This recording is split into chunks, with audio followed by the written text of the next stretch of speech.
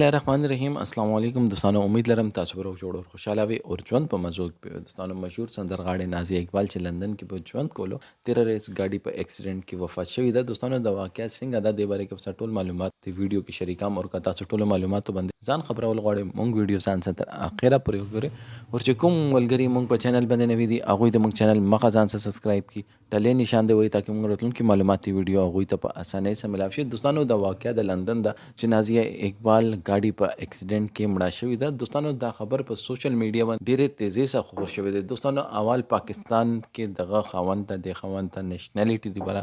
اپلای کړی و جاوید فضای نومو دوی یو متنازع کار هه کړو ویډیو بیان کې و بلته طلاق ور کړو بیا و بل سره ژوند کولو بیا دوی پاکستان نه د تمه لرله چې دوی ته هغه نېشنلټي ور کی ولې چې دغه خاوند چې دا هغه د مهاجر ده هغه د پاکستان نه ده هغه د افغانستان ده چې کله ته پاکستان نېشنلټي ور نه کړه نو دوی د ځنه لاړل او لندن کې بوجوند کولو او ژوند کولو سره دوی په پاکستان بدنامي هم پکې کوله او داسې انټرویو غانې ور کړی وي چې کومه ناقابل برداشت انټرویو غانې وي متنازع انټرویو غانې ور کړی وي پاکستان خلاف ولې چې پاکستان وته دومره عزت ورکړي او پاکستان د حد پر رسولي وي چې لندن ویل چې دوی لګ مشهور خلک دي دوی فنکران دي دوی ته بمونږ دلته